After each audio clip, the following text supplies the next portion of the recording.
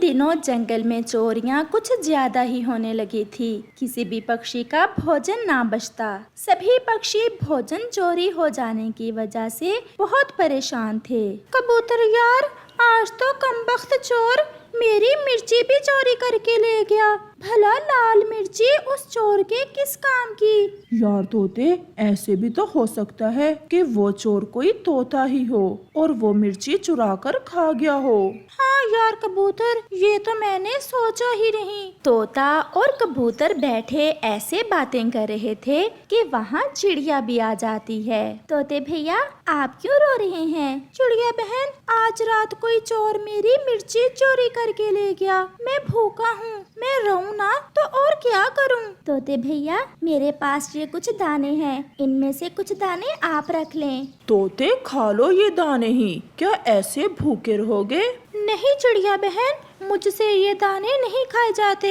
मैं तो पास वाले गांव की तरफ जा रहा हूँ, शायद मुझे कहीं से मिर्ची की फसल मिल जाए। ऐसा कहते हुए तोता वहाँ से चला जाता है। चिड़िया बहन, पहले तो कभी कभार चोरी हुआ करती थी, अब तो हर रात किसी न किसी पक्षी के घोंसले से भोजन गायब हो जाता है। मैं भी इसी कारण परेशान हूँ। हम बहुत मुश्किल से भोजन ढूंढ कर लाते हैं और वो चोर कितनी आसानी से हमारा भोजन चुरा लेता है। सारा दिन सोने के बाद कौवा भी उठ जाता है और वो अपनी पत्नी को आवाज देता है, जो अभी तक सोई हुई थी। उठो गोरी उठो, धंधे का टाइम हो गया है, देखो तो रात हो गई है। मैंने ऐसा पेट भर के भोजन खाया कि नींद ही आए जा रही है। कालू जी, आज मुझसे नहीं जा होगा, आप अकेले ही चले जाएं। मैं तो घर जाकर सोने लगी हूँ।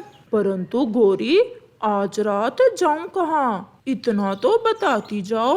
बुलबुल के घोंसले में, और कहाँ, आज बुलबुल ही की तो बारी है। ऐसा कहते हुए गोरी अपने घर और कौवा बुलबुल की तरफ चला जाता है। वाह रे किस्मत, मीठे मीठे अमरूद, और मोटो बुलबुल भी सोई हुई है, मुझे समय जाया नहीं करना चाहिए। ऐसा कहते हुए कौवा बहुत आसानी से बुलबुल के अमरूद चुराकर वहाँ से भाग जाता है। दूसरे रोज बुलबुल रोती हुई नदी पर जाती है। चिड़िया बहन, चिड़िया बहन, मेरे अमरूद चुरा ले गया कोई चोर। क्या आज फिर वो चोर जंगल में आया था?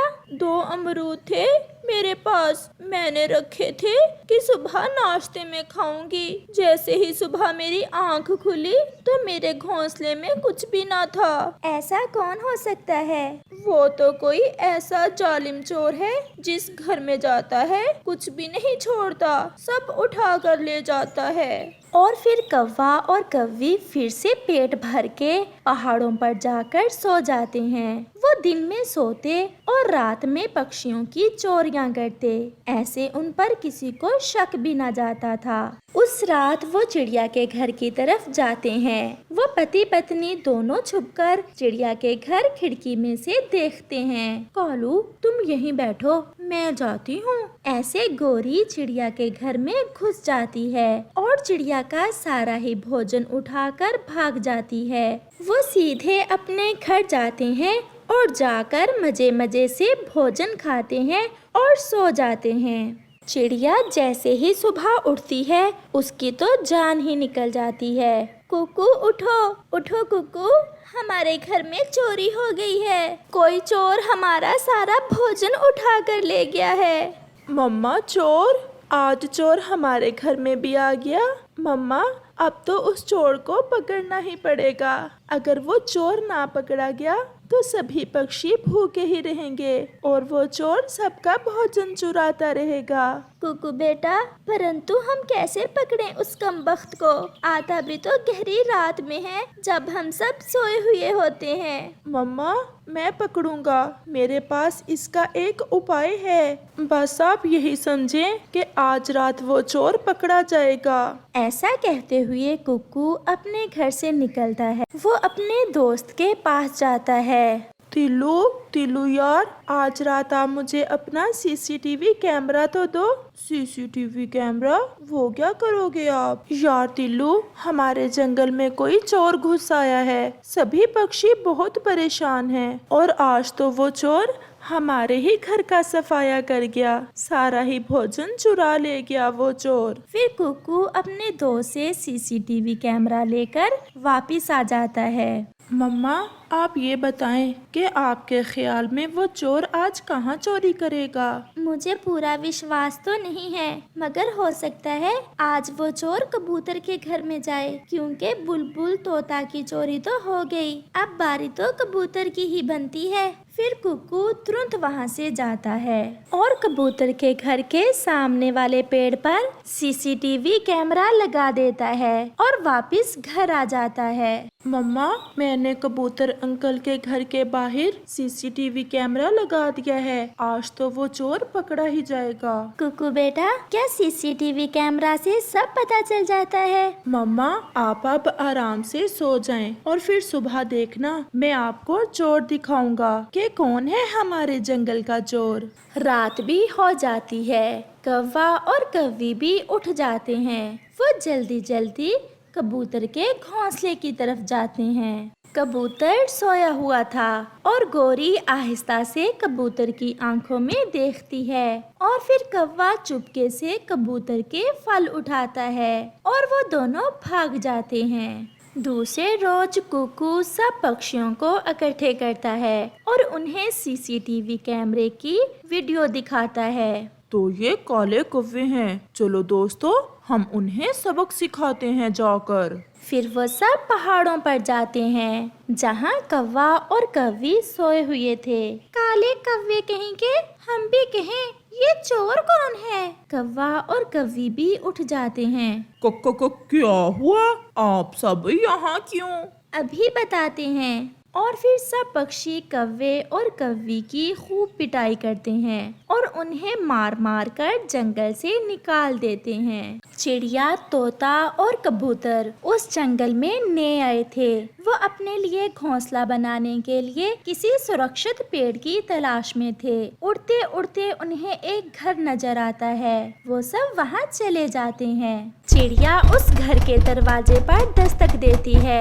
क्या बात है पक्षियों, कौन हो आप? किससे मिलना है? हम सब दोस्त पूर्व वाले जंगल से आए हैं। हमारे जंगल में इन दिनों बहुत तेज बारिशें चल रही हैं, इसलिए हम वो जंगल छोड़कर इस जंगल में आ गए हैं। क्या आप हमें बता सकते हैं कि हम किस पेड़ पर अपना घर बनाएं जो सुरक्षित हो? मेरे घर के साथ वाले ये दोनों पेड़ मेरे हैं। आप इन दोनों में से किसी पर भी अपना घर बना सकते हो। मैं भी यहाँ अकेला ही रहता हूँ। आपके आने से मेरा भी दिल लगा रहेगा। फिर वो सब दोस्त पास में ही एक दूसरे पेड़ पर जाकर बैठ जाते हैं। ये पेड़ ठीक रहेगा, इस पेड़ पर सुबह की रोशनी भी ठीक से पड़ती है और ये पेड़ बड़ा भी है। हाँ, ये ठीक रहेगा, चलो हम सब मिलकर काम करते हैं। चिड़िया, आप सूखा घास ले आए, मैं और कबूतर कुछ तिनके ले आते हैं। फिर वो ऐसा ही करते हैं। चिड़िया सूखा घास ले आती है, कबूतर और तोता भी तिनके ले आते हैं और वो सब अपना घर बनाना शुरू करते हैं। टिक टिक की आवाज सुनकर वो पेड़ जो पहले सोया हुआ था वो भी जाग जाता है। कौन हो तुम और मेरे ऊपर क्या कर रहे हो? पेड़ चाचा जी, हम अपना घर बना रहे हैं। ठहरो, रुको, मैं तुम्हें अपने ऊपर घर नहीं बनाने दूंगा। मैं बड़ा और सुंदर पेड़ हूँ, मैं नहीं चाहता कि तुम मुझे गंदा करो। पेड़ चाचा जी, हम आपको गंदा नहीं करेंगे। फिर भी आप इस साथ वाले पेड़ पर अपना घर बना लें और मुझे तंग ना करें। अगर मेरी बात ना मानी तो मैं तुम्हारा घर नीचे गिरा दूंगा। दोस्तों, मैं हूँ तो थोड़ा कमजोर, मेरी शाखें भी सूखी हुई हैं, परंतु मुझे बहुत खुशी होगी अगर आप मुझ पर अपना घर बनाएं। ये सुनकर वो सब पक्षी उस पेड़ के पास चले जाते हैं। ठीक है पेड़ जी, हम आप पर ही अपना घर बना लेते हैं। ये मेरा पड़ोसी है तो मेरा पुराना दोस्त, परंतु ये बहुत घमंडी है। ये किसी को भी अपने ऊपर घर नहीं बनाने देता। चुप कर जाओ कमजोर पेड़, मैं इन्हें क्यों घर बनाने दूं अपने ऊपर, जबकि मैं बहुत सुंदर हूँ और ये पक्षी गंदे हैं। चाचा पेड़ जी, आप ऐसा तो ना कहें, हमने आपकी बात मान ली है और हम इस पेड़ पर अपना घर बना लेते हैं। चाचा पेड़ जी, हम इस पेड़ की सेवा करेंगे और फिर आप देखना, एक दिन ये पेड़ भी आप जैसा सुंदर हो जाएगा। ऐसे वो सब दोस्त उस कमजोर और आधे सूखे पेड़ पर अपना घर बना लेते हैं और फिर ऐसे समय गुजरता गया। पक्षी जब भी नदी पर पानी पीने जाते तो थोड़ा सा पानी अपने सूखे पेड़ के लिए भी ले आते। इसे चाहे जितना भी पानी पिला दो, ये पेड़ मेरे जैसा सुंदर होने वाला नहीं, क्योंकि मैं पूरे जंगल में सबसे बड़ा पेड़ हूँ। पेड़ चाचा जी, हमने अपनी जिंदगी में बहुत जंगल देखे और बहुत पेड़, परंतु आप जैसा घमंडी पेड़ हमने पहली बार देखा है। और मेरे जैसा सुंदर पेड़ भी पहली बार ही देखा होगा। वो बड़ा पेड़ सुधरने वाला ना था, वो तो हर समय अपने बड़ेपन का घुमंड करता। एक दिन उसी जंगल में एक लकड़हारे पक्षी को कुछ लकड़ियों की जरूरत होती है और वो अपने लिए बड़े आकार की लकड़ियां देखता देखता उस तरफ आ जाता है। एक पेड़ पर उसे कौवा बैठा हुआ मिलता है। वो लकड़हारा पक्षी कौवे के पास आता है। मैं इस जंगल में पश्चिम वाली दिशा में रहता हूँ। जी जी, मुझे पता है लकड़हारे पक्षी जी, मैं एक बार अपना घर बनवाने गया था आपके पास। मुझे चीलती के लिए बड़ा घर बनाना है और मुझे कुछ लकड़ियों की जरूरत है। क्या आपके पास कोई अच्छा और बड़ा पेड़ है तो वो मुझे बेच दे, मैं आपको अच्छा दाम दे दूंगा। हाँ लकड़हारे पक्षी जी, मुझे भी पैसों की जरूरत है और मेरे पास तो पेड़ भी हैं। आप मेरे साथ चलें और उन दोनों में से जो आप चाहें ले लें। ये सुनकर लकड़हारा पक्षी खुश हो जाता है और वो कौवे के साथ जाता है। ये दोनों ही पेड़ मेरे हैं, मेरे दादाजी ने लगाए थे ये दोनों पेड़। कौवे जी, क्या करने वाले हैं आप? चाचा पेड़ जी, मुझे कुछ रुपयों की जरूरत है और मैं तुम दोनों में से एक को बेचना चाहता हूँ। तो फिर कौवे, आप मेरे साथ वाले पेड़ को ही बेच दें, वो सूखा हुआ भी है और कमजोर भी। नहीं नहीं कौवे जी, मेरा तो इस बड़े पेड़ पर दिल आ गया है और उस पेड़ पर पक्षियों का घर भी है, मैं उन पक्षियों के घर नहीं गिरा सकता।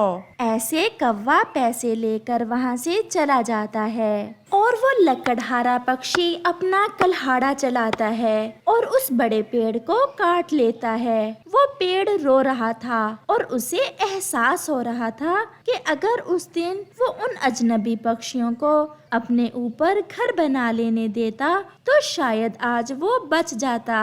पक्षी भी नदी से पानी पीकर आ जाते हैं। बड़े चाचा पेड़ जी, हमें आपके कट जाने की खुशी नहीं है, परंतु आपका घुमंड ही आपकी जान ले गया। वो बड़ा पेड़ कुछ बोल ना सकता था क्योंकि लकड़हारे ने उसकी सभी जड़ें काट दी थीं। इस कहानी से हमें सीख मिलती है, खुद पर कभी घुमंड ना करो क्योंकि गरूर का सर हमेशा नीचा ही होता है।